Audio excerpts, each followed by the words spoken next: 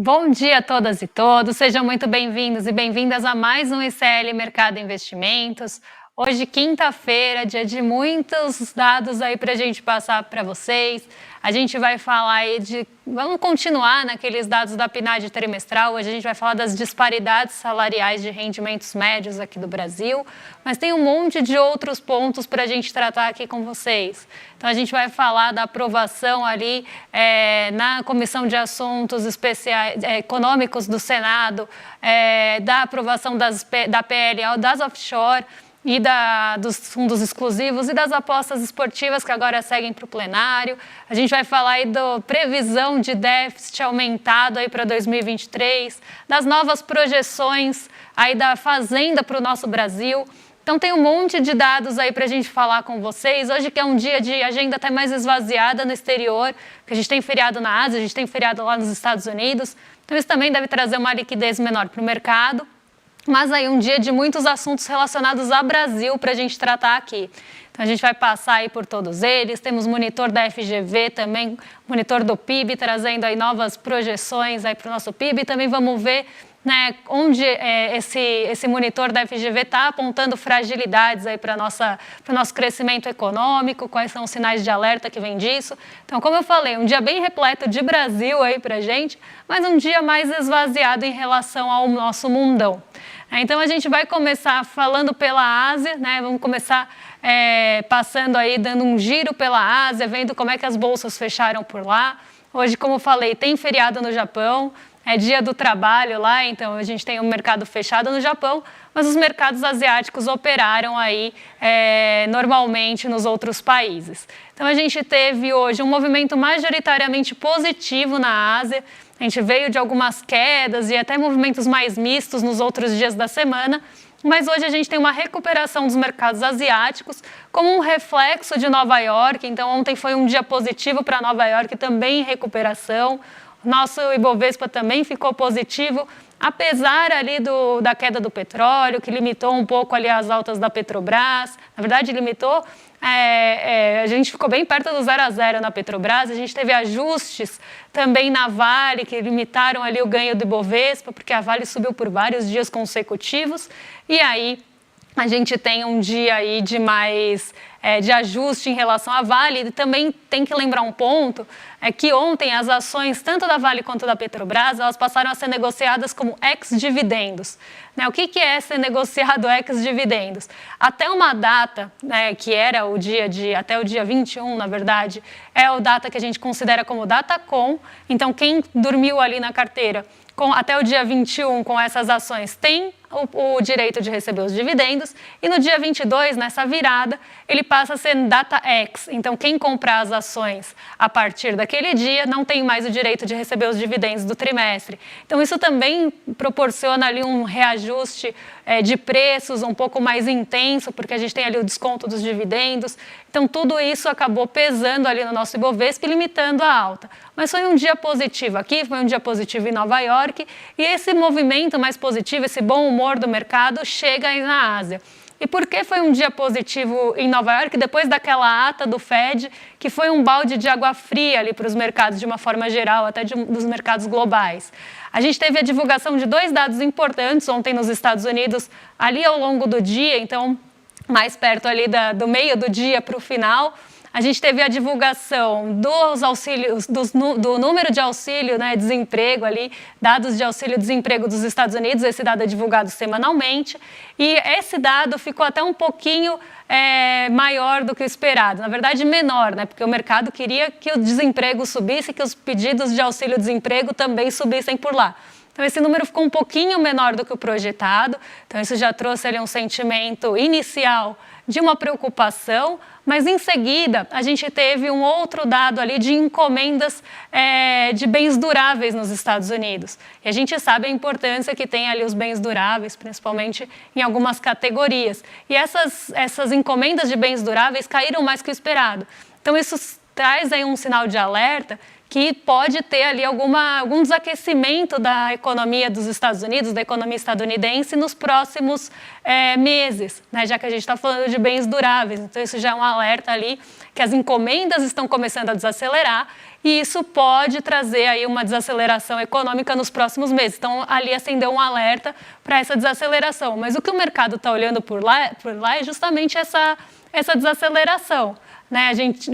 A gente fala isso com muito pesar sempre aqui, mas o mercado e os Estados Unidos, de uma forma geral, estão olhando para a desaceleração da economia. Então, o que eles querem? Um desemprego maior, por isso que esse sentimento misto, porque os pedidos ficaram abaixo do que se esperava, apesar da semana passada a gente ter sido surpreendido até, para mim, negativamente, né? Mas para o mercado positivamente, porque os dados ficaram até maiores do que o esperado, então teve mais pedidos de auxílio-desemprego do que o mercado esperava, e nessa semana isso inverte.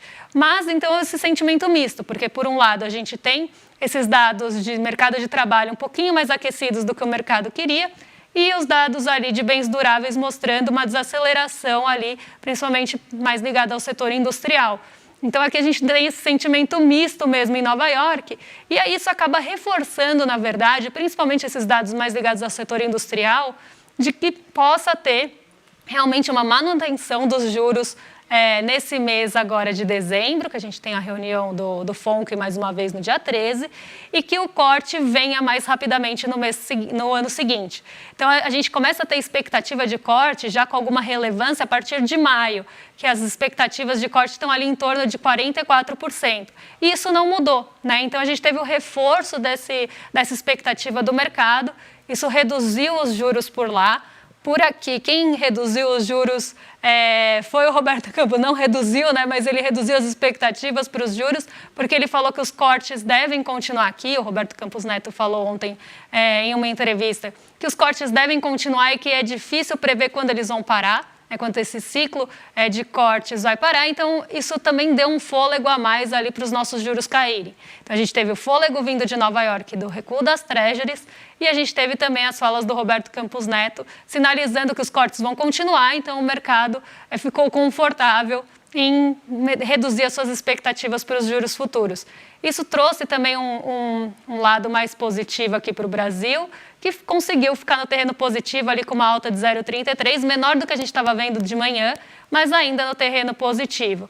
E Nova York também trazendo esses ventos mais positivos aí em relação ao movimento de juros.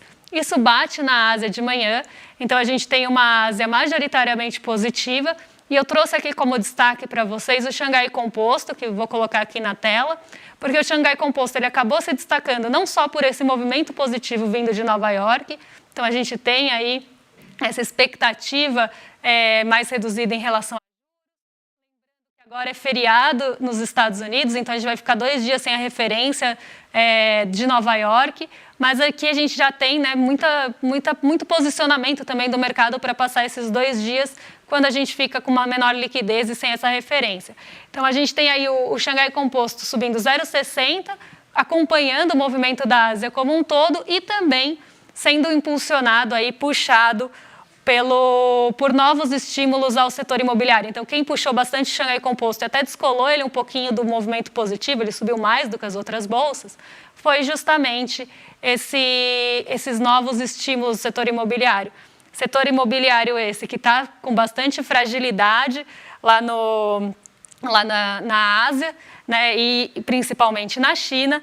E aí a gente vê, né, isso quando a gente tem qualquer estímulo, quando a gente tem qualquer ponto em relação aí, do governo chinês em relação ao setor imobiliário, a gente tem quase um impulso mesmo, quase que um fôlego a mais para que ele volte a performar. E aí a gente teve esse movimento positivo.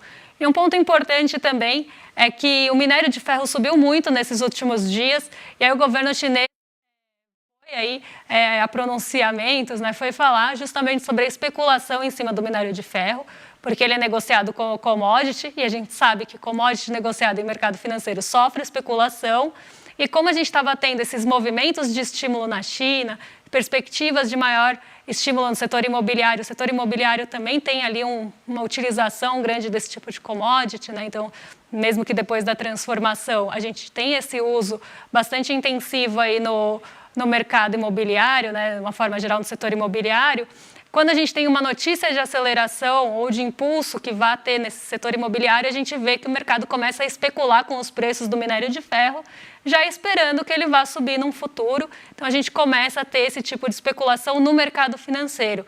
E aí a China se pronunciou em relação a isso, disse que está tendo muita especulação no preço do minério de ferro, que ele subiu muito, e a China é uma grande importadora de minério de ferro. Então, ela foi realmente se posicionar contra essa especulação do minério de ferro no mercado financeiro.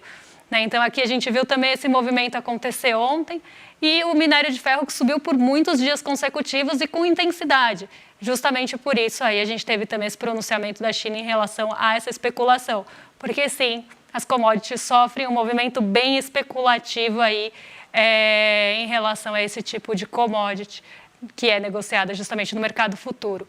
Eu trouxe para vocês, eu falei ontem que eu ia separar esses dados para vocês, então hoje eu trouxe, dando continuidade na esteira do que a gente estava falando ontem, já entrando aqui no nosso Brasil, os dados da PNAD contínua de renda, como os dados saem ali pela manhã, a gente não consegue fazer um recorte logo no dia que, como são muitos dados, que a PNAD contínua trimestral traz, e aí a gente não consegue fazer um recorte de todos para apresentar no dia que sai.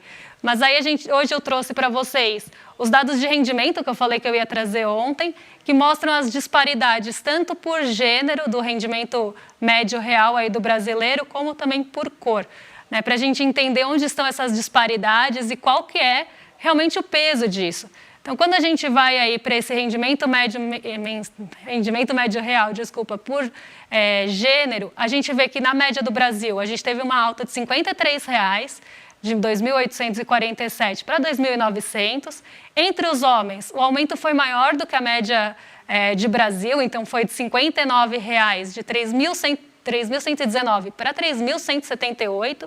E entre as mulheres, esse aumento foi menor do que a média, de R$ 43,00, de 2.482 para 2.525.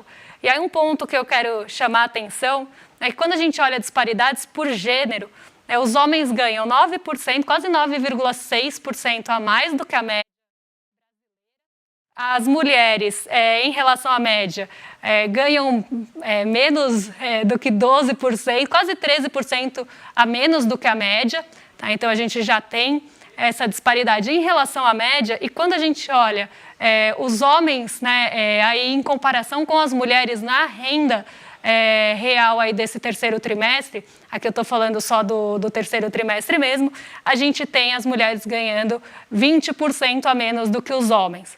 Quando a gente vai por esse recorte, por cor, a gente segue aqui diferente, e ontem eu chamei até atenção para isso, porque estava diferente do estudo do DIEESE, na classificação aí de cor do IBGE, temos brancos, pardos e pretos, E no DIEESE que a gente apresentou na segunda, a gente tinha brancos e não brancos, Então eles juntam aí algumas categorias do IBGE. Então aqui a gente tem o rendimento real médio por cor, E aí quando a gente olha a média do Brasil, mesma média que a gente acabou de falar, de R$ 2.900 no terceiro trimestre de 2023, com esse incremento de R$ 53,00 de renda real. Quando a gente vai para pessoas pretas brasileiras, não teve ganho real de rendimento, tivemos um decréscimo. Então, em relação ao trimestre passado, pessoas pretas no Brasil ganharam R$ 1,00 a menos, de 2.173 para 2.172. Aqui, lembrando que a gente tem esse ajuste já descontado da inflação, então a gente teve uma perda, vamos pensar assim, de R$ 1,00 de poder de compra entre pessoas pretas no Brasil. Do segundo para o terceiro trimestre, a gente teve um aumento de R$ 26,00 entre pessoas pardas, de 2.207 para 2.233,00. E entre pessoas brancas, aqui a gente vê a maior renda, o que não espanta ninguém, mas deveria ser um ponto para se espantar, sim. R$ 3.619,00 de renda média real no segundo trimestre, para 3.721 no terceiro trimestre. E aí um incremento de R$ 102,00. E aí quando a gente vai, eu até tinha montado uma tabelinha aí para vocês acompanharem comigo, mas infelizmente a gente não vai conseguir projetar aqui, então eu vou passar os dados para vocês. quando a gente compara pessoas pretas em relação à média, as pessoas pretas ganham 25% a menos do que a média do rendimento brasileiro. Entre as pessoas pardas e a média, a diferença é de 23% para baixo da média. Quando a gente fala de pessoas brancas em relação à média, a gente está falando de um aumento, né, de ganhar mais do que 28% da média brasileira. Então, pessoas brancas no Brasil ganham 28% a mais do que a média. Quando a gente vai comparar pessoas pretas e pardas aqui, a gente tem uma menor disparidade, até porque a gente tem as maiores diferenças salariais justamente nesse recorte por cor. Então, a gente tem entre pessoas pretas e pardas uma diferença de 2,73%, sendo que pessoas pretas ganham 2,73% a menos do que pessoas pardas no Brasil. E entre pessoas pretas e brancas, a gente tem uma diferença, aqui a maior diferença, a maior disparidade salarial, que é de 41,63%, então pessoas pretas ganham 41% a menos, quase 42% a menos do que pessoas brancas no Brasil, e entre pessoas pardas e brancas a diferença é de 40%.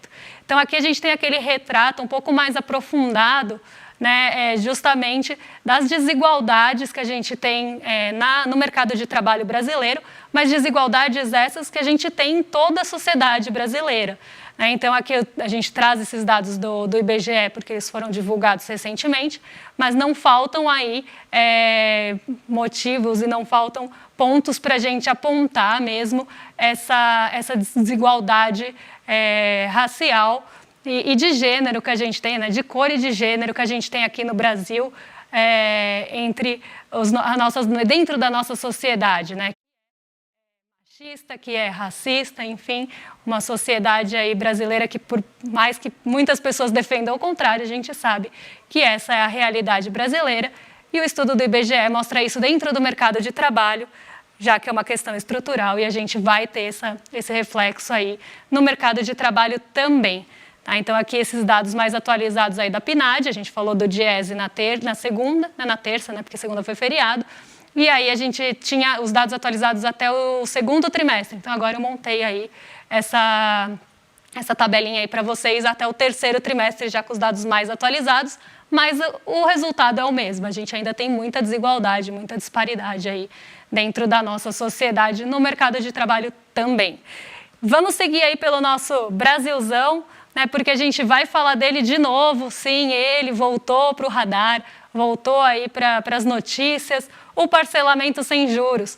Depois que a gente teve o Roberto Campos Neto falando contra o parcelamento sem juros, falando que esse era um movimento que, né, esse era o porquê, na verdade, do brasileiro se enrolar tanto no cartão, né, naquela discussão de rotativo, se deve limitar os juros, se deve acabar com o rotativo. Roberto Campos Neto foi ali dar entrevista e falou várias vezes, não foi uma só, que a culpa disso acontecer, né, desse buraco que o brasileiro se encontra, não é ali dos juros abusivos que são cobrados nesse tipo de modalidade, em outras também, mas sim do brasileiro que parcela as suas compras e isso vira uma bola de neve.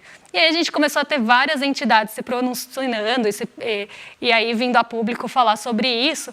Então a gente teve primeiro a Febraban, que não é de se espantar, defendeu o lado dos bancos, falando que o fim do parcelamento sem juros poderia ser ali uma contrapartida para o fim do rotativo. Depois aqui eu estou fazendo uma retrospectiva, tá, gente? Depois a gente teve a Confederação do Comércio falando que a maioria das compras depende do parcelamento sem juros para acontecer no Brasil. Mais de metade das compras do varejo dependem do parcelamento sem juros. Então aqui a gente vê, né, o comércio defendendo seu lado, o comércio esse que já está com uma fragilidade bem grande, e o banco defendendo o seu lado, que seria uma contrapartida. Aí a gente começou a ter algumas discussões, né, de que quantas parcelas poderiam ter ali o parcelamento sem juros, então começou a se falar em 18, depois 12, e que isso poderia ser decair, né, ao longo do tempo, decrescente ao longo do tempo, então começar ali em 12 vezes, depois diminuir para 9, depois diminuir para 6 ao longo do tempo. Então a gente teve toda essa discussão aí em relação ao parcelamento sem juros, desde que a gente teve aí o início das discussões em relação à limitação do rotativo do cartão. Só para a gente deixar todo mundo na mesma página aqui, rotativo do cartão é aquela modalidade de parcelamento, né, de quando você não paga a fatura integral e você rola essa dívida para o mês seguinte, a gente tem ali essa possibilidade de fazer essa rolagem mesmo de dívida por um mês. Depois o banco tem que ofertar uma linha de crédito mais barata, que normalmente é o parcelamento do cartão, que não é mais barato, tá? É ainda muito caro.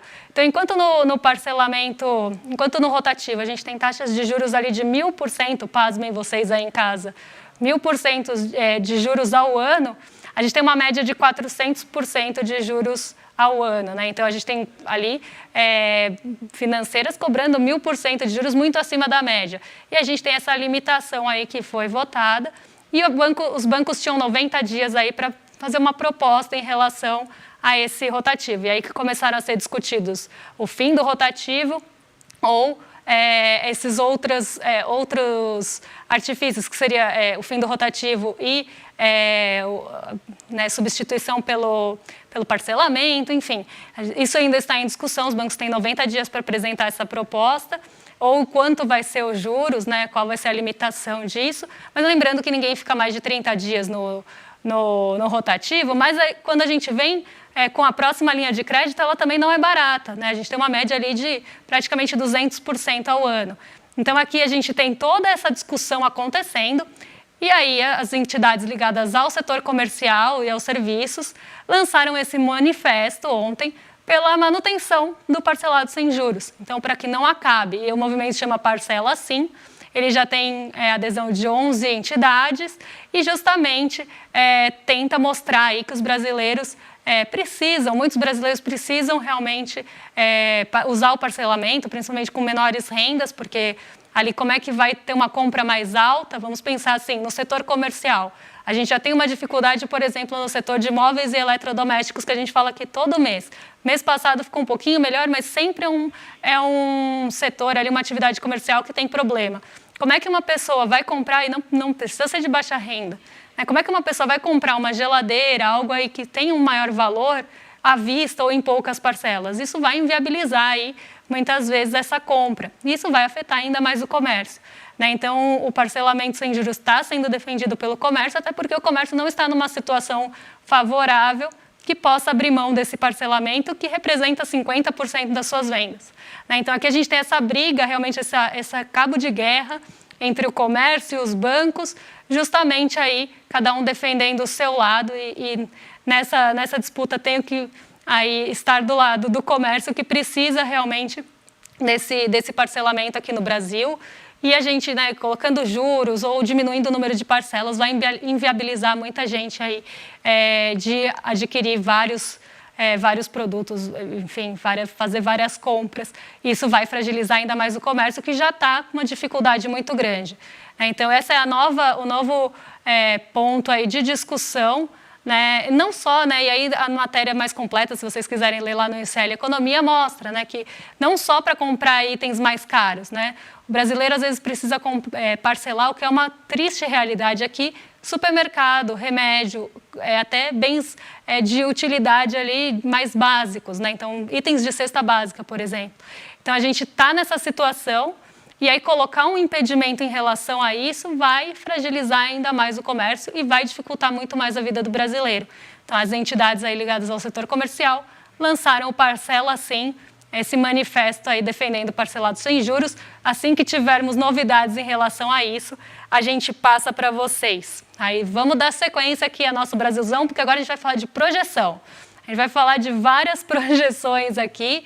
Então, a primeira delas é monitor do PIB. Tá, o monitor do PIB, ele acaba mostrando ali, né, um sentimento, um termômetro também de atividade econômica. Esse índice é calculado pela FGV e ele vai mostrar ali, né, qual a projeção do PIB do terceiro trimestre na metodologia da FGV e quais setores e quais pontos estão puxando esse PIB, segundo a metodologia da FGV, para cima ou para baixo, e no caso do terceiro trimestre, como não é aí também de surpreender ninguém. A gente tem visto os índices de atividade econômica do Banco Central, que são divulgados mensalmente, apontando para a estagnação. A gente já veio de algumas projeções, inclusive do governo, de estagnação na atividade econômica do terceiro trimestre.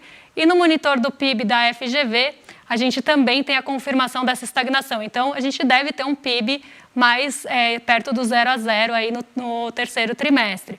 E quando a gente abre os dados aí do PIB da FGV, também para quem quiser ver esses detalhes, tem na matéria do nosso site, a gente vê que veio ali uma retração da formação bruta de capital fixo. Isso chama muita atenção e é um alerta, porque só para explicar aqui de uma forma simples para vocês, formação bruta de capital fixo é, por exemplo, máquinas, equipamentos, esse tipo de ativo que vai ser usado principalmente aí para investimento, então para aumento de capacidade produtiva, e mostrar um recuo grande nesse ponto mostra aí que a gente pode ter um problema nos próximos meses, né? Porque se a gente tem ali uma menor compra, vamos pensar assim, ou menor produção, né, de máquinas, equipamentos, algo que vai ser realmente investimento fixo ali, investimento real, do lado real da economia para crescimento, aumento de capacidade produtiva, se a gente está com recuo nisso, retração nisso,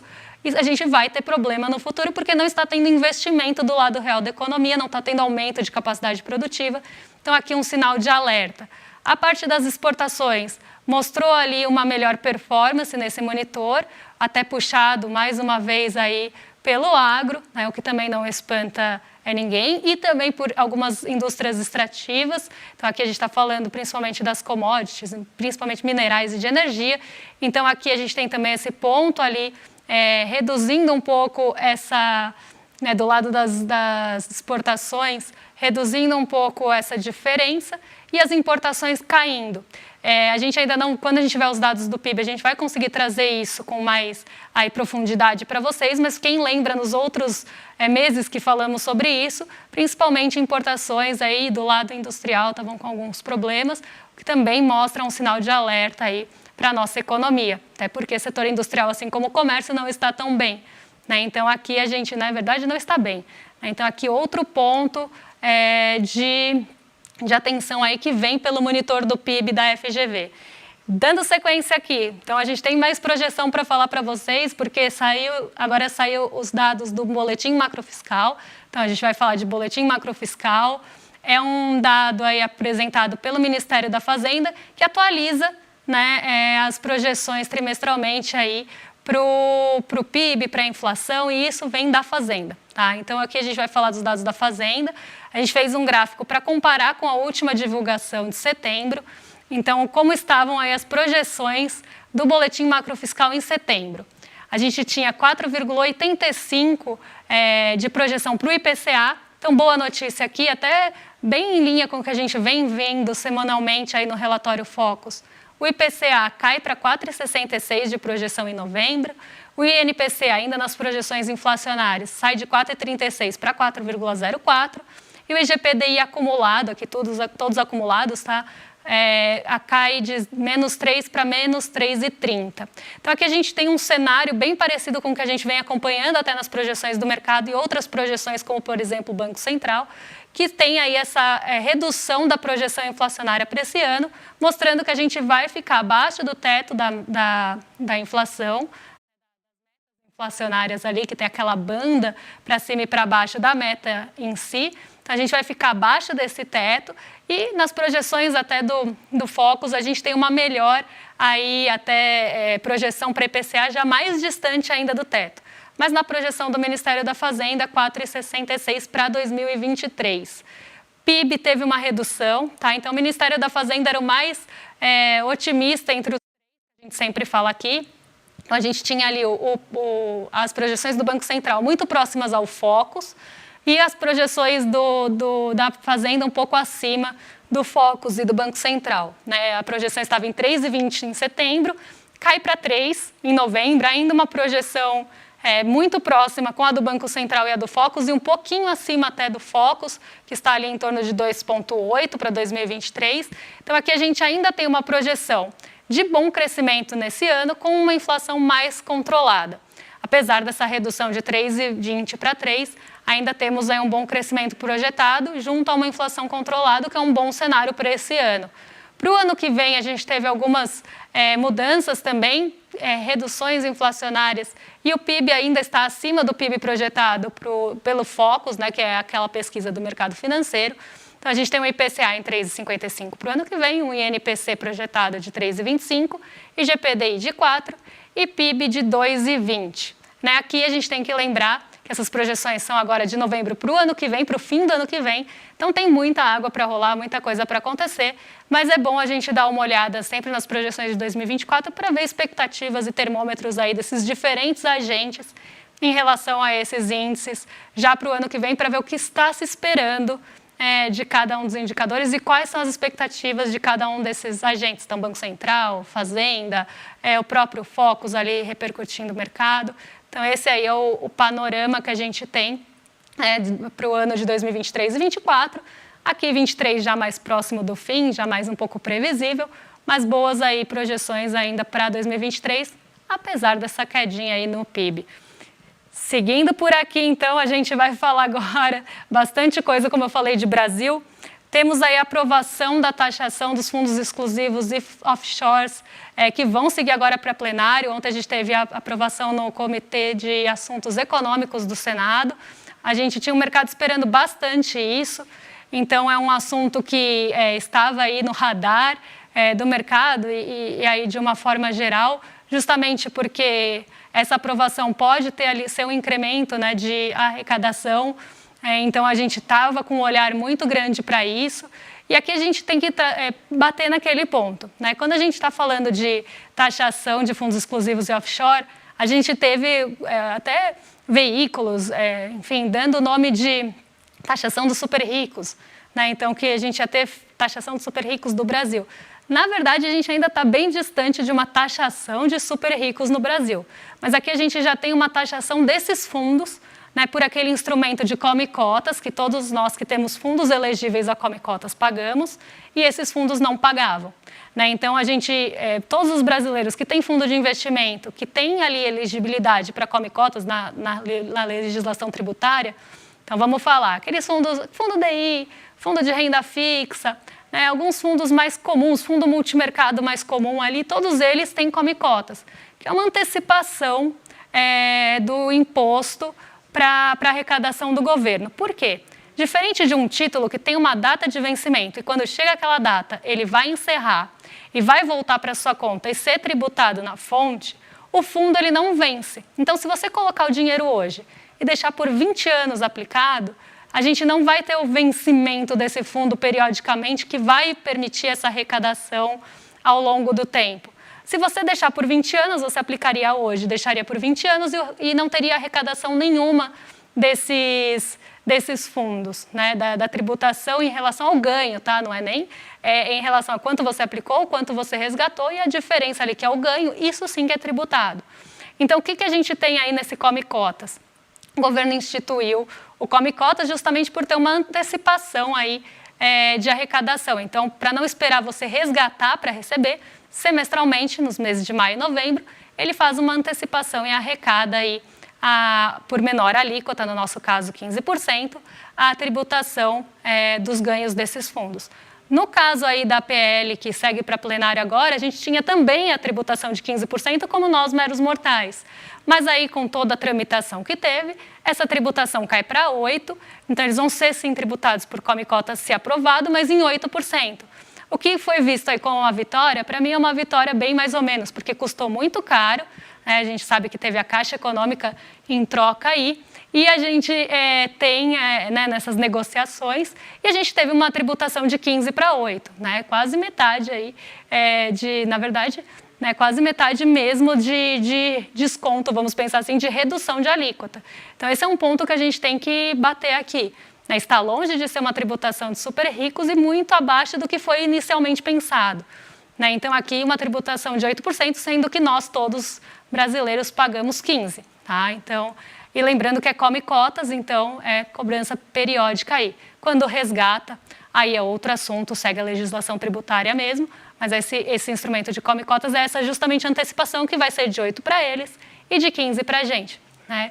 Não tem como defender realmente bilionário no Brasil, mas tem muita gente que se esforça para isso. Vamos seguir aí para um outro ponto bem importante de Brasil, e esse deve bater bastante no mercado. O mercado deve voltar a falar daquele famoso risco fiscal que ele adora falar e não tem ali embasamento nenhum, né? A gente teve a estimativa até refeita, né, revisada, de quanto deve ser o déficit aí o déficit primário aí do Brasil, e a gente viu que ele vai agora para 1,7% do PIB nesse ano. Então isso vai dificultar ainda mais aquela perseguição do Haddad pelo déficit zero no ano que vem.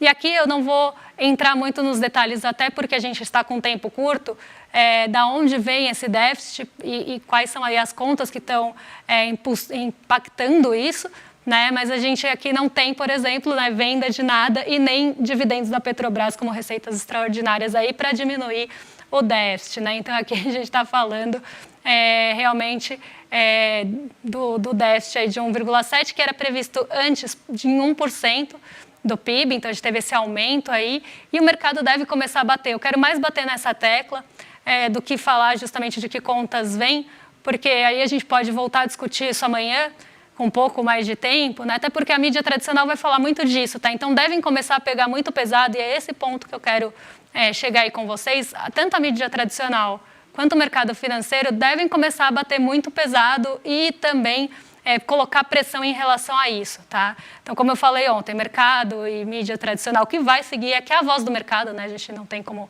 separar uma coisa da outra, vai começar a botar um peso grande nisso e vai também começar a pressionar em relação a isso, principalmente no déficit zero, que deve ser perseguido no ano que vem.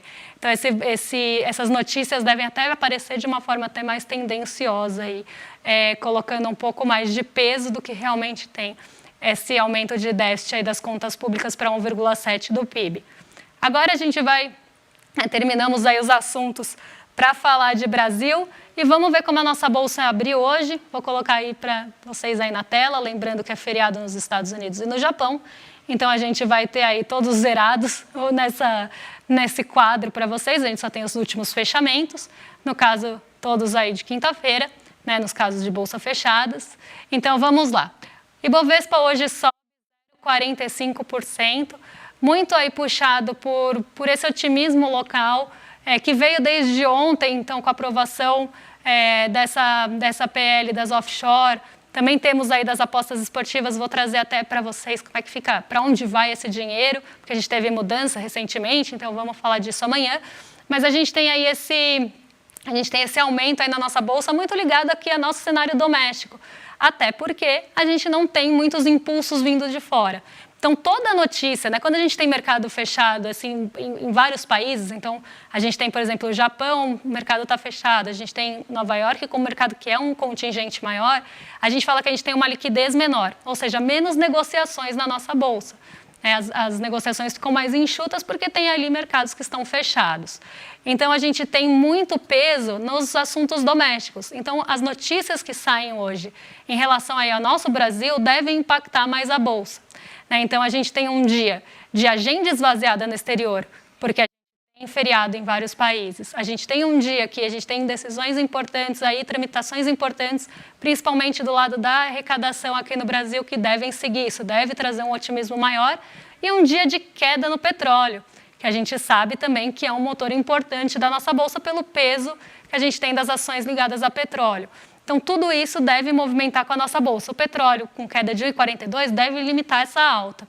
Tá? Então, a gente pode ter esse movimento hoje, de novo, de um petróleo em queda, que vem em queda há mais de 3 dias, aí limitando a alta do Ibovespa, justamente por esse peso. Ontem, no caso, foi minério de ferro e petróleo junto. Mas o Ibovespa conseguiu seguir no negativo por motivos mais aí ligados à economia doméstica. Hoje, isso deve seguir com um peso ainda maior, porque a gente não tem a referência de Nova York. O Xangai Composto, que eu já falei pela manhã, subiu 0,60. A gente tem o dólar caindo hoje, tanto frente aí a real, quanto frente a seus pares. Lembrando que hoje também deve ser um dia de negociações reduzidas para dólar, porque a gente não tem realmente movimentação, aí, a referência de Nova York. Então, a gente tem dólar a 4,89 e o DXY também caindo frente aos pares, numa toada até menor do que em relação ao real. Então, um dia que é mais de ajuste de posição, um dia que é realmente mais pontual, qualquer negociação que seja aí em relação a dólar, do que um movimento mais forte. Então, deve ser um dia aí de pouca negociação, pouca movimentação de dólar. E nossa bolsa respondendo aí a assuntos mais domésticos e qualquer movimento deve ser puxado por ações mais ligadas a gente aqui. Então, não ligadas tanto à exportação, mas sim ligadas ao nosso setor doméstico de economia. Então, a gente está falando de consumo e estamos falando também aí de setor imobiliário, todos esses mais sensíveis a Brasil. Tá? Então, esse deve ser o retrato hoje, com a liquidez bem enxuta, devemos ter aí pouca movimentação, inclusive de giro de bolsa. Tá? Então, esse é o nosso retrato aí do mercado. A gente fica por aqui hoje. Amanhã estamos de volta, o André estará comigo aqui. E aí a gente vai ter a dinâmica que vocês já estão acostumados no programa. Hoje ainda temos aí, a partir das 5 horas da tarde, o Rolê ICL. Então, fiquem ligados aí que a partir das 5 a gente já tem programação aqui para vocês, com o Rolê ICL, em seguida o ICL Notícias segunda edição. E às 8 horas, não esqueçam, que a gente tem aí a aula do Eduardo Moreira moderando aí sobre o Malcolm X, a discussão sobre o Malcolm X. Então, não deixem de participar, vai ser realmente aí uma aula incrível e vamos ter aí participações importantes nessa aula. Então, aí aparecendo aí para vocês na tela o Rolê ICL às 5, em seguida aí o ICL Notícias e agora já aparecendo aí para vocês também, e temos aí às 8 horas essa super aula aí sobre o Malcolm X. Temos sinapse hoje, gente? Não sei, está aparecendo aí na tela, mas eu acho que não temos sinapse hoje. Não temos sinapse hoje, nós vamos ter realmente a aula às 8 horas.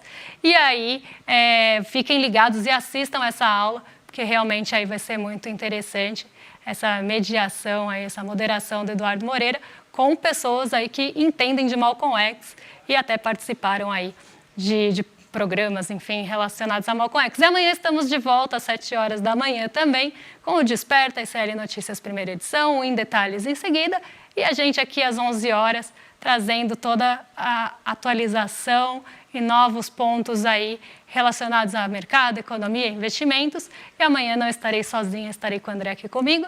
Então, até amanhã. Então, tchau, tchau, gente. Hoje, turma, chegou o grande dia. Eu estava mega ansioso para que esse dia chegasse. Tenho certeza que vocês também que estão inscritos na aula Malcolm X, o homem e a mensagem, também estavam ansiosos. Uma aula que vai acontecer com Abdul Rahman Mohammed, o maior especialista do mundo na história e no legado de Malcolm X. Ele é o protagonista daquela série Quem Matou Malcolm X, da Netflix. Se você está inscrito, 1 hora antes da aula, no e-mail que você cadastrou, vai chegar ali o link para você assistir a aula. E também no grupo de WhatsApp, onde as pessoas que estão inscritas, elas recebem as mensagens, também vai chegar lá. Se você não está inscrito ou inscrita, clica agora no link aqui em cima ou aqui embaixo e se inscreve gratuitamente. Uma aula como essa, de graça, inédita no Brasil, você não pode perder.